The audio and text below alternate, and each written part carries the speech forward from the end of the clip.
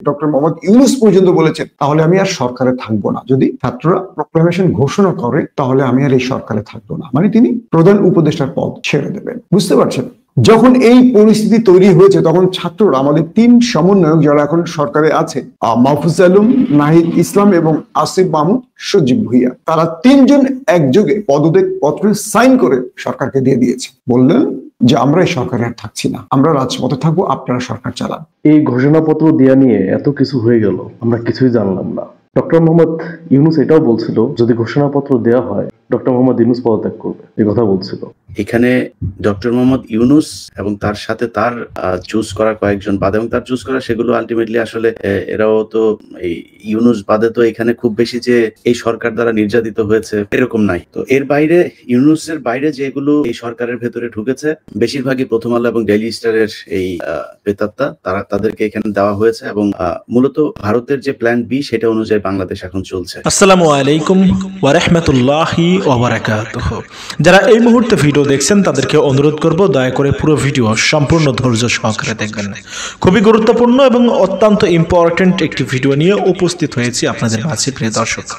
সম্মানিত বন্ধুগণ, দর্শক শ্রোতা মণ্ডলী, গতকাল এত কিছু ঘটে গেছে, এত কিছু হয়েছে, আমরা কেউ জানতে পারলাম না। প্রিয় দর্শক শ্রোতা মণ্ডলী, জুলাই বিপ্লবের ঘোষণাপত্র স্থগিত করেছে বৈষম্য বিরোধী ছাত্র আন্দোলন। আপনারা সকলেই অবগত আছেন। হঠাৎ করেই এরকম ঘোষণা দেয় তারা যে জুলাই বিপ্লবের ঘোষণাপত্র তারা ঘোষণা করবে না, তারা স্থগিত করেছে এটি। কিন্তু কেন স্থগিত করেছিল এই জুলাই বিপ্লবের ঘোষণাপত্র বৈষম্য বিরোধী ছাত্র আন্দোলন, সেটা কি জানেন? অন্তর্বর্তীকালীন সরকারের প্রধান উপদেষ্টা ডক্টর মোহাম্মদ ইউনূস বলেছিল যে ছাত্ররা একটু বেশি বাড়াবাড়ি করে ফেলছে, তারা যা শুরু করেছে বর্তমান দেশে সেটা আসলেই উচিত হচ্ছে না। ছাত্রদের কথা মতো তো আর দেশ পরিচালনা করা যায় না। যদি জুলাই বিপ্লবের ঘোষণাপত্র যদি ঘোষণা করা হয় এবং তারা যা চায় তারা যদি মনে করে সেটাই করতে হবে, তাহলে আমি প্রধান উপদেষ্টার পদ থেকে পদত্যাগ করছি। ডক্টর মোহাম্মদ ইউনূস গতকালকে পদত্যাগ করার কথা বলেছিল ছাত্ররা যদি এত মাতবাড়ি করে, এত মাস্তানি করে, তাহলে আমি আর এই প্রধান উপদেষ্টার পদে থাকবো না। আমার প্রধান উপদেষ্টা হয়ে লাভ কি যদি আমি আমার মতো করে দেশ পরিচালনা করতে না পারি? সব জায়গায় এসে কেন এই ছাত্র বৈষম্য বিরোধী ছাত্র আন্দোলনের নেতাকর্মীরা এসে ইন্টারফেয়ার করে? প্রিয় দর্শক শ্রোতা মণ্ডলী, চলুন কথা না বাড়ি আমরা কয়েকটা প্রতিবেদন দেখে আসি। গতকালকে কেন, কি কারণে পদত্যাগ করতে চেয়েছিল ডক্টর মোহাম্মদ ইউনূস, কেন তিনি পদত্যাগ করার সিদ্ধান্ত নিয়েছিলেন গতকাল প্রধান উপদেষ্টার পদ থেকে? চলুন কথা না বাড়ি আমরা দেখে আসি কয়েকটা প্রতিবেদন, তারপরে কথা বলি। আশা করি সঙ্গে থাকবেন আমাদের। এই ঘোষণাপত্র দেয়া নিয়ে এত কিছু হয়ে গেল, আমরা কিছুই জানলাম না যে গতকালকে কেন ঘোষণাপত্র দেওয়া হয় নাই। সবাই অনেক আগ্রহ নিয়েছিল যে কেন্দ্রীয় শহীদ মিনার থেকে ঘোষণাপত্র দেওয়া হবে, দেওয়া হয় নাই। ডক্টর মোহাম্মদ ইউনূসের সরকার বলল তারাই দেবে। এটার বিরোধিতা কে করছিল? এই ঘোষণাপত্র যেন দেওয়া না হয় এটার জন্য সম্পূর্ণ বিরোধিতা করছিল আসিফ নজরুল। এবং ডক্টর মোহাম্মদ ইউনূস এটাও বলছিল যদি ঘোষণাপত্র দেওয়া হয় ডক্টর মোহাম্মদ ইউনূস পদত্যাগ করবে, এই কথা বলছিল। আর আমাদের যে তিনজন উপদেষ্টা আছে, শিক্ষার্থী আসিফ মাহমুদ, নাহিদ ইসলাম, তারপরে হচ্ছে মাহফুজ আলম, এরা বলছিল ঘোষণাপত্র যদি দিতে বাধা দেওয়া হয় তাহলে এরা পদত্যাগ করবে। দেখেন, ডক্টর মোহাম্মদ ইউনূস যে প্রধান উপদেষ্টা হবে এটা কিন্তু কোন রাজনৈতিক দলের চয়েস ছিল না। আমাকে আপনারা গালি দিবেন, বলবেন যে ভাই আপনার বিএনপি তো সব থেকে বেশি বাধা দিচ্ছে, আপনার বিএনপির সমস্যা। দেখেন, আমি বিএনপিকে সমর্থন করি, কিন্তু বিএনপির সব কাজকে কিন্তু আমি সমর্থন করি না। ফার্স্ট আপনাদেরকে এটা জানতে হবে। আমি বলি আমার যে এলাকা, এই এলাকায় তো গণ অধিকার পরিষদের অতটা কর্মী নাই, গুটি কয়েকজন কর্মী আছে আমার পাড়া উপজেলাতে, কিন্তু ওরা দলটাকে এমন ভাবে ভালোবেসে ফেলছে যে দিনাজপুরে প্রোগ্রাম হয় দিনাজপুরেও চলে যায়, রংপুরে প্রোগ্রাম হলে রংপুরে চলে যাচ্ছে, ঢাকার প্রোগ্রাম হলে ঢাকাতে চলে যাচ্ছে। কিন্তু তাদের দল কিন্তু এতটা বড় দল না। ভালো লাগার একটা জায়গা থাকে, একসময় ছাত্র রাজনীতি করছি, তো ভালো লাগার জায়গা থেকে বিএনপিকে পছন্দ করি। তাই বলে এটা না যে বিএনপির সব কাজকে আমি পছন্দ করি না। অনেক দেরি হয়ে গেছে। এই ঘোষণাপত্র এটা আরো আগে বলা উচিত ছিল। যেদিন কে সরকার প্রধান হবে এই সিদ্ধান্ত সেনানিবাসে বঙ্গভবনে চলে গিয়েছিল, সেদিনই তো আমাদের বিপ্লব চুরি হয়ে গেছে, সেদিনই চুরি হয়ে গেছে। এখন শুধু ড্যামেজ হিসাবে আছে। যদি ড্যামেজ হিসাবে না থাকবে তাহলে এটা কেন দিতে দিল না? এটা দিতে দিতে দেয় নাই। তাহলে চিন্তা করেন যে আসিফ মাহমুদ, নাহিদ ইসলাম, তারপরে হচ্ছে মাহফুজ আলম, এরা কি প্যারা দিছে। এটাও বলছিল যে আমাদেরকে দিতে না দেওয়া হয় তাহলে আমরা পদত্যাগ করবো। কিভাবে বাধ্য করছে, এবং ডক্টর মোহাম্মদ ইউনূস বলছে তোমরা যদি দাও তাহলে আমি পদত্যাগ করবো। এটা কিন্তু আজকে দেখবেন যে আমার দেশে এই একটা প্রতিবেদন করছে এটা নিয়ে। কষ্ট লাগে ভাই, যে আমরা কি চাইছিলাম আর কি পেলাম। আজকে শহীদ মিনার থেকে বলা হচ্ছে যে আগে আওয়ামী লীগের বিচার, তারপরে হচ্ছে নির্বাচন। নির্বাচনে তো কোনো প্রশ্ন আসে না। আওয়ামী লীগ কেন নির্বাচন করবে? আওয়ামী লীগ কোনো রাজনৈতিক দল? আওয়ামী লীগ তো সন্ত্রাসী দল। রাজনৈতিক দল হলে তারা নির্বাচন করতে পারতো।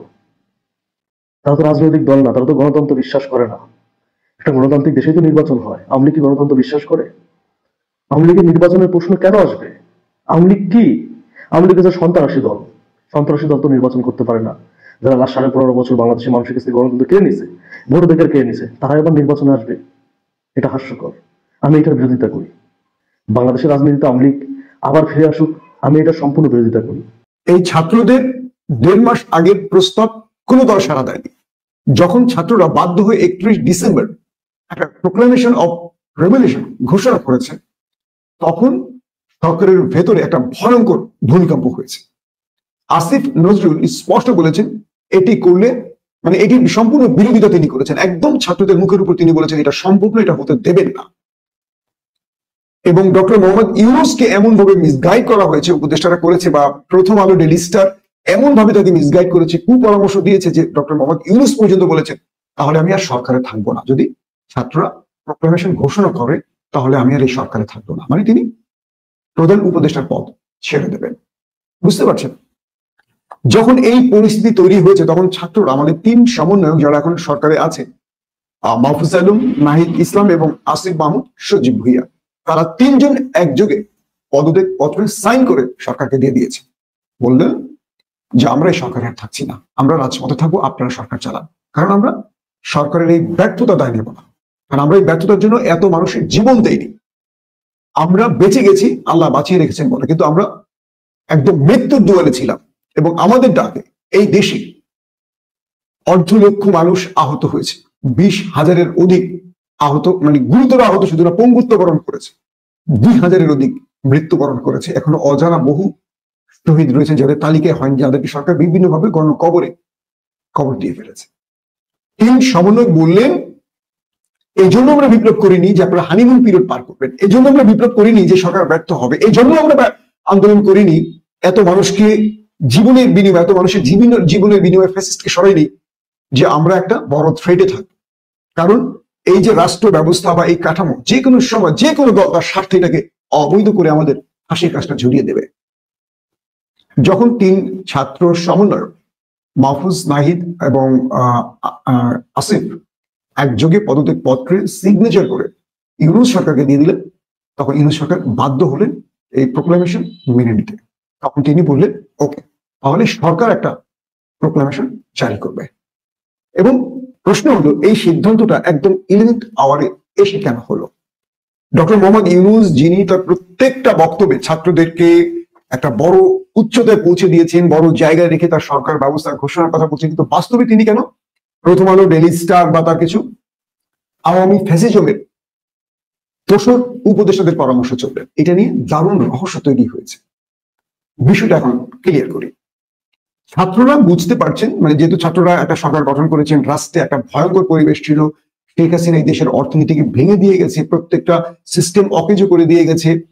এই ছাত্ররা ক্ষমতায় বসে রাষ্ট্রের যে কোনো ভাবেই রাষ্ট্রটাকে একটা স্থির জায়গায় আনার জন্য ফাইট করছেন। তারা কিন্তু আমাকে সমন্বয়ক যারা বলেছেন, তারা কিন্তু প্রোক্লামেশন নিয়ে চিন্তা করছিলেন, কিন্তু তারা সেই সময়টা পাচ্ছিলেন না। এত আন্দোলন হচ্ছিল, একটার পর একটা আন্দোলন হচ্ছে। এখান থেকে আনসার লীগ, ওখান থেকে গার্মেন্টস লীগ, ওখান থেকে হকার লীগ, সেখান থেকে রিক্সা লীগ, ওখান থেকে অটো রিক্সা লীগ। বাংলাদেশে প্রতিদিনই যে একটার পর একটা আন্দোলন তৈরি হচ্ছিল, ছাত্ররা এগুলো মোকাবেলা করতে হিমশিম খেয়ে যাচ্ছিল। আর বাকি উপদেষ্টারা তারা এসি রুমে বসে চুরুট টানছিল। কিন্তু মূলত নেপথ্যে এই আন্দোলনগুলো বন্ধ করতে, এই লীগ বাহিনীর তাণ্ডব বন্ধ করতে আমাদের ছাত্র উপদেষ্টা এবং সমন্বয়করা মোটামুটি হিমশিম খাচ্ছিল।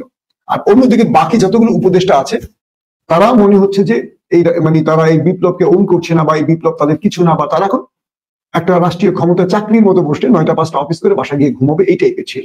একদম সমন্বয়কদের কথাগুলো বলছি। তো এই পরিস্থিতিতে ছাত্ররা যখন দেখলেন যে কি রে ভাই, জীবন দিয়ে লড়াই করে দেশ স্বাধীন করে সবকিছু করে দিলাম, এখন রাষ্ট্র পরিচালনায় ওইসব লোকদেরকে বসিয়েছি, কিন্তু ওইসব লোক আমাদের সাপোর্ট দিচ্ছে না, আমরা তাদের সাপোর্ট দিচ্ছে না। আমাদের উপদেষ্টারা আমাদেরকে যে নির্দেশনা দিচ্ছেন একটা আমলা সঠিকভাবে তা পালন করছে না, পুলিশ ঠিক মতো কাজ করছে না। দেখবেন যে 5 তারিখের পর নতুন সরকার গঠনের পর পুলিশের মধ্যে ব্যাপক রদবদল করা হয়েছে, কিন্তু যাদেরকে দিচ্ছি তারা কাজ করতে পারছে। আমি ডিএমপি বা ঢাকার বেশ কয়েকজন উচ্চ পর্যায়ের পুলিশের সাথে কথা বলেছি, তাদের ইতিমধ্যে সরিয়ে দেওয়া হয়েছে পদ থেকে। তারা কিন্তু খুবই আন্তরিক ছিলেন কাজের ব্যাপারে, কিন্তু তারা বলছেন যে আমাদের নির্দেশগুলো মাঠ লেভেলের পুলিশ ঠিক মতো বাস্তবায়ন করছে না। মানে আওয়ামী লীগ যাদেরকে রেখে গেছে তারা পুরো সরকারকে ফেল করাতে একদম আদা জল খেয়ে নেমেছে, শপথ করে নেমেছে। নাহিদ ইসলাম কি বললেন যে আমাদের অধিকাংশ আমলারাই রাষ্ট্রকে সাহায্য করছে না এবং তারা রাষ্ট্রকে ব্যর্থ করতে, সরকারকে ব্যর্থ করতে নেপথ্যে কাজ করছে এবং তাদের বিরুদ্ধে দ্রুত ব্যবস্থা নেবে এবং খুব দ্রুত, অল্প দিনের মধ্যে। নাহিদ ইসলাম যিনি প্রধান সমন্বয়ক ছিলেন এই আন্দোলনে, তিনি স্টেট বলেছেন এবং সকল রাষ্ট্রের এই গুরুত্বপূর্ণ আমলাদের উদ্দেশ্যে বলেছেন, সবাইকে বলছি এই রাষ্ট্রকে রক্ষায় কাজ করেন, আর যারা ফ্যাসিজমের দোসর হয়ে রাষ্ট্রকে ব্যর্থ করতে চাচ্ছেন তাদের সকল তথ্য আমাদের কাছে চলে এসছে, তাদের তালিকা শুদ্ধ আমাদের কাছে চলে এসছে, তাদের বিরুদ্ধে এখন আমরা ব্যবস্থা নেব। নাহিদ ইসলাম এক কথা প্রকাশ্য এইভাবে থ্রেট দিলেন আমলাদের। আপনি দেখেন আমলারা সকল আইন ভঙ্গ করে, নিয়ম ভঙ্গ করে, রাষ্ট্রীয় স্বীকৃতি অমান্য করে তার একটার পর একটা সরকারের চাপ সৃষ্টি করতে আন্দোলন করে যাচ্ছে। এবং আমি আপনাদের বিগত কয়েকদিন ধরে বলছি, এই মুহূর্তে যে 72 জন সচিব আছে, 72 বা 73 জন সচিবের খবর পাচ্ছি, তাদের মধ্যে 36 জনই আওয়ামী লীগের রেখে যাওয়া সচিব এখন অ্যাক্টিভ। এখানেও ছাত্রদের কিছু অভিযোগ আছে, সত্য মিথ্যা এটা রাজনৈতিক দলগুলো বিবেচনা করবেন। বলা হচ্ছে এই সরকার পতনের পর, নতুন সরকার গঠিত হওয়ার পর একটা বড় দলের অ্যাক্টিভ লোকেরা প্রশাসনের মধ্যে রদ বদলের কাজটা করছিলেন। তো এরা এই রদ বদল করতে গিয়ে কাউকে বসিয়েছে ঠিক মতো, কারো কাছ থেকে বড় অঙ্কের টাকা নিয়ে বসিয়েছেন। এই বড় অঙ্কের টাকাগুলো কারা দিয়েছে? আওয়ামী লীগের লোকেরা। কারণ বিএনপি বা জামাত সমর্থিত যে অফিসাররা, আমলারা রয়েছেন, এরা তো 15 বছরে খুব কঠিন সময় পার করছেন। চাকরি বাঁচাবার জন্য কোন রকম বিভিন্ন জায়গায় তাদেরকে ফেলে রাখা হয়েছে, পদোন্নতি দেওয়া হয়নি। এরা তো অর্থ ইনকাম করবেন কিভাবে? এতে কিছু করতে পারেনি, শুধু চাকরিটা বাঁচিয়ে রাখার কোন রকম চেষ্টা করে গেছেন 15 বছর। কিন্তু আওয়ামী লীগের লোকগুলো তো হিউজ টাকা কামাই করছে, কেউ 1000 কোটি টাকা পর্যন্ত কামিয়েছে, এর চেয়েও বেশি কামিয়েছে এই আমলারা অবৈধভাবে সরকারকে সহযোগিতার মাধ্যমে। তো এই লোকগুলো হুট করে যারা এই তদবির বাণিজ্যগুলো করছে, প্রশাসনের মধ্যে রদবদলের কাজগুলো করছে, তাদের মুখের উপর ধাস করে 100-150 কোটি টাকা দিয়ে, 50-60 কোটি টাকা এইভাবে দিয়ে দিয়ে তারা পদ বাগিয়ে নিচ্ছে। এখন ধরেন যে লোকটা এই পদবীর মানে প্রশাসনের মধ্যে রদবদলের কাজটা করছে, সে যেই দলেরই হোক, মানুষ দল করে কেন? একদম খোলা মনে কথাগুলো শুনবেন। মানুষ দল করে কেন? যে আমার দল আসলে আমি পয়সা বানাবো। বাংলাদেশের রাজনীতিটা তো ব্যবসা। কি আপনার কি মনে হয় বাংলাদেশের রাজনীতি যে দলটার নামই বলে, কেউ কি রাজনীতি করে রাষ্ট্রকে রক্ষায়, এই রাষ্ট্রকে উন্নত করার জন্য? আপনার মনে হয় এই দেশে রাজনীতি যারা করেন তারা প্রত্যেকে এটা একটা ব্যবসা প্রতিষ্ঠান বানিয়েছেন? তারা এখানে আসবেন মানে সেরা জুতা পায়, আর এখান থেকে যাবেন কয়েক ডজন মার্সিডিজ, বিএমডাব্লিউ, দেশে বিদেশে বেগম পাড়ার প্রচুর সম্পদ নিয়ে। এই তো যে লোকগুলো হঠাৎ করে এই দুর্বল, যেহেতু ইউনূস সরকার একটা দুর্বল সরকার, ইউনূস তো কোনো বাংলাদেশের রাজনৈতিক দলের লোক ছিলেন না, ব্যবসায়ী ছিলেন, নোবেল বিজয়ী ছিলেন, শিক্ষাবিদ ছিলেন। ইউনূস বা ছাত্র যখন ক্ষমতায় এসেছে, ছাত্রদের কোনো দল ছিল না, যেহেতু ছাত্ররাই বিজয় ছিনিয়ে আনছে। আলটিমেটলি আওয়ামী লীগকে যখন খেদানো হয়েছে, বিএনপি জামাতের লোকগুলো গুরুত্বপূর্ণ পদে বসে গেছে, আর মাঝখান দিয়ে আওয়ামী লীগের লোকেরা যারা একটু ভীতু ছিল তারা কি করেছে, বড় বড় কিছু দলের কাছে মোটা অঙ্কের টাকা দিয়ে পিঠ বাঁচিয়ে দিয়েছে, কারণ তাদের এখন টিকে থাকতে হবে বাংলাদেশে। তারা কি করলো, আওয়ামী লীগের আমলে যে অবৈধ টাকাগুলো কামিয়েছে সেখান থেকে ধরেন 50 কোটি টাকা দিয়ে দিয়েছে, ধরেন বিএনপিকে বা জামাতকে বা ছাত্রদেরকে। আমি জানি না ছাত্ররা এই টাকা নিয়েছে কিনা, এটা আমি বলতে পারবো না। এইভাবে দিয়ে দিয়েছে, তখন তাদের পিঠ বেঁচে গেছে। কিভাবে? তাদের গ্রেফতার করা হয়নি, তাদের চাকরি খাওয়া হয়নি, বরং তারা গুরুত্বপূর্ণ পদ পেয়ে গেছে। তো যারা 50 কোটি টাকা দিয়ে সচিবের পদ ধরে রেখেছে বা তার চেয়ে বড় পদ পেয়েছে, তারা এখন কি করবে? তারা তো সরকারকে অসহযোগিতা করার জন্যই টাকাটা ইনভেস্ট করছে। একদিকে তাদের পিঠ বেঁচে গেছে, আরেকদিকে তারা ভেতর থেকে এখন সরকারকে ধ্বংস করছে। এই কাজগুলো করেছে কারা? যারা এই আমলাদের মধ্যে, পুলিশ প্রশাসনের মধ্যে রদবদলের কাজগুলো করেছে, হিউজ টাকার মালিক হয়ে গেছে তারা। তাদের আর রাজনীতি করা লাগবে না, দল থেকে সাসপেন্ড করে তাদের কিছু যায় আসে না। হাজার হাজার কোটি টাকার মালিক হয়ে গেছে মাত্র এই 5 মাসে, যেটা আওয়ামী লীগের নেতাদের সময় লাগছে 15 বছর, তাদের হয়ে গেছে 5 মাসে। এই হলো রাষ্ট্রের অবস্থা। আসেন দ্বিতীয় যে বিষয়টি, যখন ইউনূস বললেন যে ছাত্ররা প্রোক্লেমেশন জারি করলে আমি ক্ষমতা ছেড়ে দিব, আমি আর সরকারে থাকবো না। আর তখন ছাত্র তাদেরকে বললেন যদি এই প্রোক্লেমেশন জারিতে বাধা দেওয়া হয় তাহলে আমরা ছাত্ররা এই সরকারে থাকবো না। 3 উপদেষ্টা একযোগে পদত্যাগ পত্রে সাইন করলেন। তখন ইউনূস মানে ছাত্রদের ওভারট্রামে ইউনূস আটকে গেলেন। ইউনূস কি করবেন? বাধ্য হয়ে বললেন ঠিক আছে, এই প্রোক্লেমেশন জারি করবে সরকার, এবং তিনি রাজনৈতিক দলগুলোর সাথে আলোচনা শুরু করলেন। এই তথ্যগুলো কিন্তু আমাদের কাছে কয়েকদিন ধরে ঘুরতেছে, কিন্তু বলতে পারতেছি না। রাষ্ট্রের মানে হাই সিকিউরিটির ব্যাপার আছে, সিক্রেটের ব্যাপার আছে। তো এরপরে যখন গভীর রাতে বৈঠকটা হলো, তখন ছাত্ররা বললো ঠিক আছে, যেহেতু সরকার আমাদের প্রোক্লেমেশন জারি করছে তাহলে আমরা মার্চ ফর ইউনিটি একটা ঘোষণা করি। অর্থাৎ এটা হবে বাংলাদেশের সকল দলমতের একটা মার্চ, যারা ঐক্যের জন্য এই মার্চে যোগ দেবে। দেখা গেল কি এখানে বড় বড় অনেক দল, জামাত বা বিএনপি আসেনি।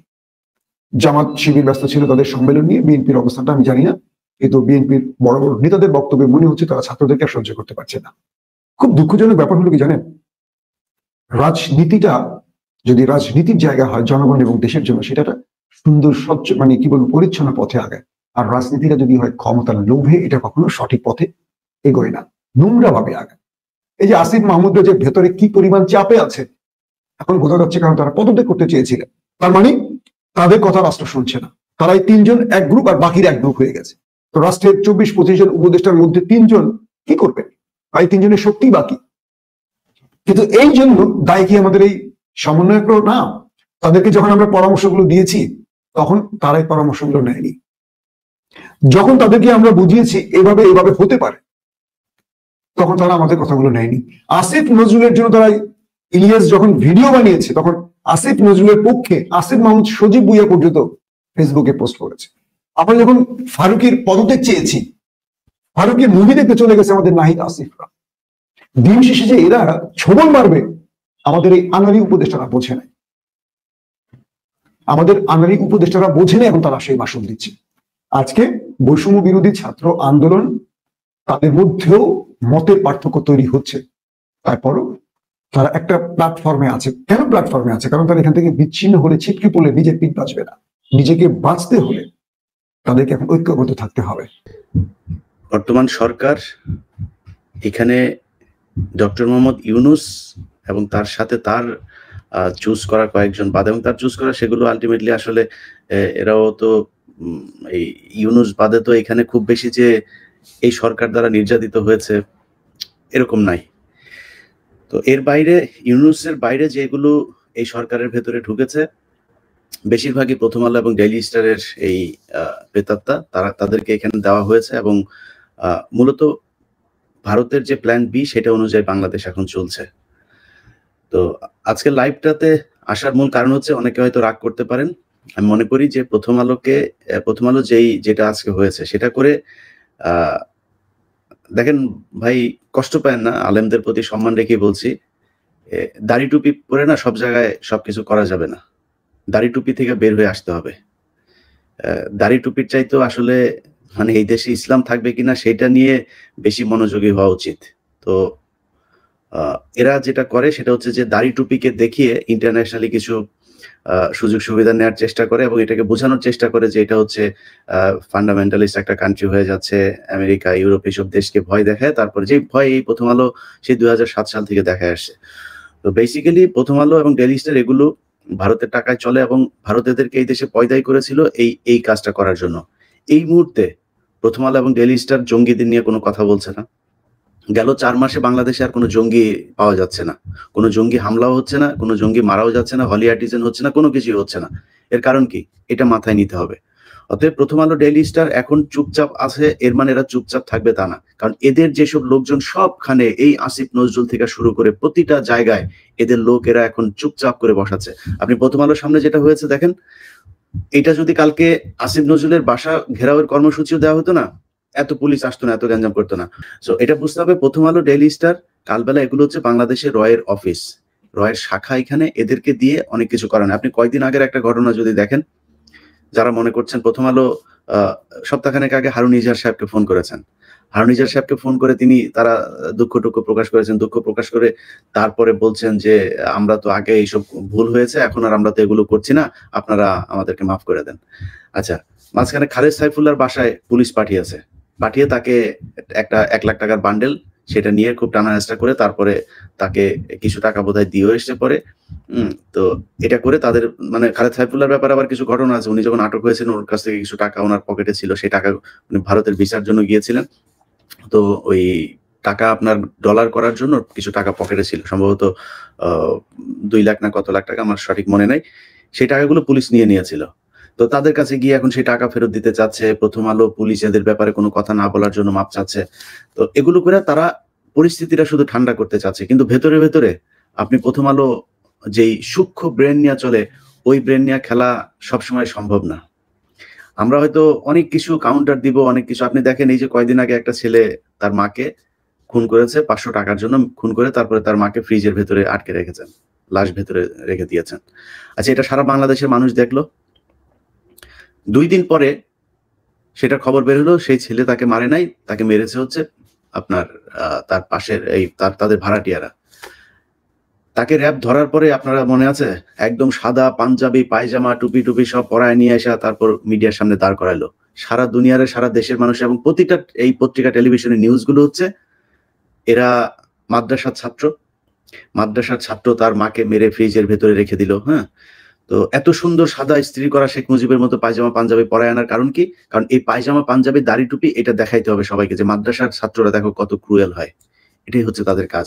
আর সাংবাদিক এই যে ডিবিসি, আপনার সমকাল, ইত্তেফাক, ওইদিকে প্রথম আলো, ডেইলি স্টার, তারপরে কালবেলা, এদের সাথে আপনার এখনো পর্যন্ত এই যে 71 টেলিভিশনে আপনার পারভেজ খান, তারপরে এই মঈন মিজান, এরা হচ্ছে গিয়ে এদের একটা চক্র আছে 71 টেলিভিশনে এখনো পর্যন্ত। এরা জেলখানায় এই যে তাদের মুজাম্মেল বাবু থেকে যারা জেলখানায় কয়েদি হিসাবে আছে, তাদের টেলিফোন, তাদেরকে মেয়ে সাপ্লাই দেয়া, তাদের টাকা পয়সা, বাড়ি থেকে খাওয়া দাওয়া সবকিছু করানোর জন্য 71 টিভির আপনার এই মাইক্রোফোন আর আইডি কার্ড ব্যবহার করে তারপর জেলার টেলার এদেরকে ব্যবহার করছে।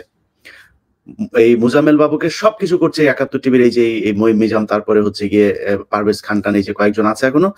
এরা কারা আছে ওইখানে আপনার যতটুকু জানি যে শফিক ভাই ওই জায়গায় বোধহয় আছেন।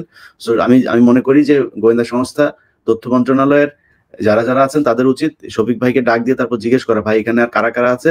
আমার মনে হয় শফিক ভাইকে যদি এটার দায়িত্ব দেওয়া হয়, সে তাহলে এদেরকে বের করতে পারে। সো এই যে কাজগুলো করা হচ্ছে, আপনি বিভিন্ন টেলিভিশন থেকে কেউ চাকরি যাচ্ছে, সেই চাকরি যাদের যাচ্ছে তাদেরকে আবার সময় টেলিভিশন জায়গা করে দিচ্ছে। সময় টেলিভিশনে এখনো পর্যন্ত নিউ ইয়র্কে যে কিনা ছাত্র আন্দোলনে সরাসরি ছাত্রদের বিরুদ্ধে অবস্থান নিয়েছিল, এইখানে পর্যন্ত সে ছাত্ররা তাকে আপনার তাড়া করেছিল এই টাইম স্কোয়ারে, তাকে এখনো পর্যন্ত সময় টিভি রেখে দিয়েছে। কমল দে এখনো পর্যন্ত সময় টিভিতে কাজ করে। তারা কাউকে বাদ তো দেয় নাই, বরং সময় টেলিভিশন যারা এই আপনার আওয়ামী মানে মনোভাবাপন্ন, তাদেরকে বিভিন্ন টেলিভিশন থেকে বাদ দেওয়ার পরে সময় টিভি তাদেরকে এই টেলিভিশনে এনে জায়গা দিচ্ছে। এই হচ্ছে গিয়ে বর্তমানে বাংলাদেশের গণমাধ্যমের কাজ। সো তারা এই ধরনের দাড়ি টুপি খুব মানে কি বলবো, যেটা মানে অর্গানাইজ একটা ওয়েতে মানুষকে দেখানোর চেষ্টা করছে যে আপনার দাড়ি টুপিওয়ালারা মাকে খুন করে ফেলতে পারে, তার মানে এরা হচ্ছে বিশাল আকারে ক্রুয়েল। এইভাবে আমাদেরকে মানে জিম্মি করে রাখা হয়েছে। আপনি মাইকেল চাকমা, এই যে আয়না ঘরের কথা বলা হয় না, এখানে যতজন আটক ছিল এর মধ্যে যদি বলেন যে কাউকে আটক রাখা উচিত ছিল, একমাত্র মাইকেল চাকমা। এই মাইকেল চাকমা বের হওয়ার পর থেকে প্রথম আলো, ডেইলি স্টার, এরা তাকে নিয়ে একটার পর একটা হাজার পাহাড়ি বাঙালি যারা থাকে, সে বাঙালিদেরকে হত্যার এই কারিগর হচ্ছে এই মাইকেল চাকমা। যতজন বের হয়েছে আয়নাগর থেকে, আপনি প্রথম আলো, ডেইলি স্টারে দেখেছেন যে এই জনাব আজমির নিতে বক্তব্য নিতে, হাসিনুরের বক্তব্য নিতে দেখেছেন, মেজর সুমনের বক্তব্য নিতে দেখেছেন? কারোর বক্তব্য নেওয়া হয় নাই, শুধুমাত্র এই মাইকেল চাকমার একটার পর একটা বক্তব্য নেওয়া হচ্ছে। এখন ধরেন হইতে পারে আমরা এই যে সমালোচনাগুলো করছি না, প্রথম আলো তো ধরেন তারা তো মানে বুদ্ধি ছাড়া লোকজনরে তো আর টাকা দিয়ে কেনে নাই। দেখবেন খুব সুন্দর করে কথা বলতে পারে, চেহারাটাও একটু মোটামুটি মানুষ দেখলে মায়াবী মনে হয়। এই যে প্রথম আলোর মতিউর রহমান, মাহফুজা নাম, কি সুন্দর চেহারা, তাই না? এদিকে আসিফ নজরুল কি সুন্দর করে কথা বলে, 2 মিনিটে মেয়ে পড়াইতে পারে। তো এই যে আসিফ নজরুলদের মতো এরকম জিনিসকেই তারা বাই করে। সো মেধা তো কেনে তারা। তো এদেরকে আপনার সুন্দর করে এখন কথা বলাবে, আপনাদের মনে হবে যে প্রথম আলো, ডেইলি স্টার এরা বোধহয় ভালো হয়ে গিয়েছে। এখন আবার আরেকটা কথা বলা হচ্ছে প্রথম আলোকে মাপ চাইতে হবে। মাপ চাওয়া চাই না। আমি মনে করি আজকের এই যে আন্দোলনের পরে আমি যারা আন্দোলন করেছে আমি তাদেরকে বলবো যে ভাই খুব মাথা ঠান্ডা রেখে তারপরে প্রথম আলোর সাথে ডিল করতে হবে। এক নাম্বার হয়েছে, আমি আপনাদের আবারও বলছি, আমার এটা মিসকোট করার কোনো সুযোগ নাই। দাড়ি টুপি পরেন, দাড়ি টুপি পরা সুন্নত, কোনো সমস্যা নাই, কিন্তু এইটা দিয়ে যেন আপনার মানে এই দেশে ইসলাম পালন করাটাকেই ঝুঁকিপূর্ণ করে তুলতে না পারে। এই গেল 15 বছর যেটা তারা করেছে। সো আপনাদেরকে কৌশলী হইতে হবে। এই প্রথম আলোর সামনে দাড়ি টুপি পরে আমি মনে করি এরকম করার চাইতে আপনাদের যেই যে আলেমদেরকে এই 15 বছর ধরে প্রথম আলো এবং ডেইলি স্টারের এই কলাম এবং তাদের যে সিন্ডিকেটের মধ্যে যে পুলিশ ছিল, যে সাংবাদিকরা ছিল, তাদের নামে নামে আমরা যেটা করছি, আমরা কয়েকজন আলেমকে দিয়ে এটা করাচ্ছি, তারা এইভাবে মামলা করছে। মামলা যদি কোথাও কোনো থানা না নেয়, ওই থানা ঘেরাও করতে হবে। আর আজকে যেই সব পুলিশরা এইখানে আপনারা এই যে আক্রমণাত্মক ছিল, এরকম কয়েকজনের চেহারা আমি দেখলাম। সো আপনাদের নাম ঠিকানা কালেক্ট করার চেষ্টা করা হচ্ছে, কোন জায়গায়, কোন থানায়, কোন ওসিআর, কোন সাব ইন্সপেক্টর, কোন কনস্টেবল, কারা কারা উত্তেজনা দেখাচ্ছেন বেশি, একটারও শান্তিতে ঘুষ খাইতে দিব না। আপনারা যে কি, আপনাদের চরিত্র কি, এটা কিন্তু আমরা 15 বছরে দেখেছি। হঠাৎ করে আপনারা এই ইয়েতে গিয়া, সৌদিতে যায় হজ করে, তারপরে আগে ইয়া ছিলেন, এখন মুসলমান হয়ে তারপরে রাসূলের সাহাবী হয়ে গেছেন, এটা কিন্তু আমরা মনে করি না। অতএব আমরা জানি আপনাদের চরিত্র কি। অতএব পুলিশ ভালো হয়ে যাইতে হবে, নাহলে কিন্তু পুলিশের সাথে অনেক ভালো ব্যবহার করছি, পুলিশকে অনেক সম্মান করে কথা বলছি, অনেক তেল দিচ্ছি একটু, এটা কিন্তু দেওয়া হবে না। হ্যাঁ, অতএব আলেমদের গায়ে হাত দিতে গেলে প্রথম আলোর জন্য আপনারা সর্বোচ্চ এখান থেকে সরাইতে পারতেন। তারা যদি কোনো ধ্বংসাত্মক কিছু করতো, আক্রমণাত্মক কিছু করতো, আপনি তাদেরকে ঠেকাইতে পারতেন, বাধা দিতে পারতেন। আপনারা মারার সাহস কে দিয়েছে? আপনি আটক করে নিয়ে গেলেন কেন? এখান থেকে কি অপরাধ তাদের? তো এইটা আপনাদের বুঝতে হবে। যারা যারা আন্দোলন করছেন তাদেরকে বলবো এবং আলেমদেরকে বলবো যে বিশেষ করে আপনারা প্লিজ, আপনাদের অনেক কষ্ট করেছেন, আর কিছুদিন কষ্ট করতে হবে। এগুলো করেছে এতদিন ধরে, 15 বছর ধরে, তাদের ব্যাপারে আপনাদেরকে মামলা করতে হবে এবং আইনগতভাবে তাদের মোকাবেলা করতে হবে। আইনগতভাবে খুব স্পষ্টভাবে প্রথম আলো সম্পাদক থেকে শুরু করে প্রথম আলোর টিপু সুলতান, সাবিয়া আলম থেকে এই ডেইলি স্টারের গোলাম মর্তুজা, মাহফুজ আনাম, এরা যারা যারা আপনার এই জঙ্গি নিয়ে কৌশলে আপনাদেরকে ভয় দেখাইতো না, তাদের কলম লেখার পর পুলিশ তাদেরকে ধরেছে। একদম স্পষ্ট আলেমরা আমার কাছে বক্তব্য দিয়েছে যে প্রথম আলোর এই পত্রিকার সামনে রেখে তারপরে করা হতো। প্রথম আলোর পত্রিকার এই সাংবাদিক টিপু সুলতান, সাবিয়া আলম, এই ওদিকে হচ্ছে সন্তোষ শর্মা, এরা নিজে উপস্থিত থাকতো এইসব ইন্টারভিউশনে। সো সেইখানে তারা কি করেছে, এটাকে আপনার মানে করে গ্রাউন্ড ধরেই অনেক সুন্দর মামলা করা সম্ভব। অতএব ওই মামলায় যাইতে হবে। মামলায় যদি বিচার না হয় ঠিক মতো, মামলায় যদি তাদেরকে শাস্তি দেওয়া না হয়, তাদেরকে আটক করা না হয়, সেটার জন্য আন্দোলন হবে যে আসামিকে আটক করা হচ্ছে না কেন। এখন তাদের সামনে গেলে তারা এটা দেখাচ্ছে যে গণমাধ্যমের উপরে আর উপদেষ্টা পরিষদে তো বসে রাখাই হয়েছে প্রথম আলো, ডেইলি স্টারের পেট যেসব, এই যে আসিফ নজরুল, তারপরে মাঝখানে আরেকজন, সবার নাম টাম বলছি না, বাট মনে রাখবো আমরা। ভাই, আপনারা এই 15 বছর আপনাদের চেহারা সুরত আমরা দেখি নাই। এখন এসে যারা এই সন্তোষ শর্মার অফিস ঘেরাও করার কথা বললে যারা প্রথম আলো, ডেইলি স্টারের পক্ষে করছেন, আমি প্রথম আলোর অনুসন্ধানী একটা করার পরে, ডকুমেন্টারি করার পরে যারা প্রথম আলোর পক্ষে এই পোস্টস করছেন, এগুলো আমরা মনে রাখবো। ঠিক একা একা যখন থাকবেন না, এই উপদেষ্টা পরিষদ থেকে বের হয়ে যাবেন, তখন কই থাকেন, কেমনে থাকেন, আর কিভাবে আপনারা মান সম্মান নিয়ে বেঁচে থাকেন, একদম শয়তানি জীবনে যা করছেন সব প্রকাশ করা হবে। সম্মানিত বন্ধুগণ, দর্শক শ্রোতা মণ্ডলী, আপনারা দেখতে পারলেন। ব্যক্তিগত মতামত অবশ্যই কমেন্ট করবেন, আপনারা কি বলতে চান, কি বলবেন, আপনারা আপনাদের ওপিনিয়নটা কি থাকবে। গতকালকে কেন ক্ষমতা ছাড়তে চেয়েছিলেন ডক্টর মোহাম্মদ ইউনূস এবং 3 ছাত্র উপদেষ্টা, সেটা আপনারা দেখতে পারলেন। এখন আপনাদের কি মনে হচ্ছে এটি নিয়ে, আপনারা কি বলবেন, আসলে বলার কি রয়েছে? প্রিয় দর্শক শ্রোতা মণ্ডলী, সব জায়গায় ইন্টারফেয়ার করছে, সব জায়গায় মতবাড়ি করছে গিয়ে বৈষম্য বিরোধী ছাত্র আন্দোলনের নেতাকর্মীরা। এটা তো বোধগম্য নয়, এটা তো উচিত নয় মোটেও, এটা ঠিক হচ্ছে না। প্রিয় দর্শক শ্রোতা মণ্ডলী, আপনারা কি মনে করছেন, আপনারা কি ভাবছেন এটা নিয়ে? আপনাদের মতামত অবশ্যই কমেন্ট করবেন। ছাত্ররা কি বেশি নাক গলাচ্ছে সব জায়গায়? ছাত্রদের কথা মতো কি দেশ পরিচালনা করা সম্ভব? আপনারা কি ভাবছেন? প্রিয় দর্শক শ্রোতা মণ্ডলী, স্বৈরাচারী সরকার ফ্যাসিস্ট হাসিনার পতন ঘটিয়েছে তারা, তাই বলে কি যা বলবে তাই করতে হবে? শুধুমাত্র ছাত্ররা একা মিলে কি এই শেখ হাসিনার পদত্যাগ করিয়েছে, নাকি সারা দেশের মানুষ তাদের সাথে ছিল? কই, গতকালকে শহীদ মিনারে তো তারা একটা সমাবেশের ডাক দিয়ে দিয়েছিল, আগের মতো তো এরকম জনসমাবেশ আমরা দেখিনি, এত মানুষ তো হয় নাই। তার কারণ কি বোঝা গেল? কারণ ছাত্রদের ডাকে কেউ সাড়া দেয় নাই, তারা সাড়া দিয়েছিল যে এই ফ্যাসিস্ট হাসিনার পতনের ডাকে। প্রিয় দর্শক শ্রোতা মণ্ডলী, আপনারা জানাবেন আপনাদের মতামত। ডক্টর মোহাম্মদ ইউনূস দেশ পরিচালনা করছে যেভাবে, এটা কি ঠিক হচ্ছে? তিনি কি সফলভাবে দেশ পরিচালনা করতে পারবে? শেষমেশ দেশ সংস্কার করে কি নির্বাচন দিতে পারবে সুষ্ঠু পরিবেশে? আপনারা কি ভাবছেন জানাবেন কমেন্টে। ভালো থাকবেন, আল্লাহ হাফেজ।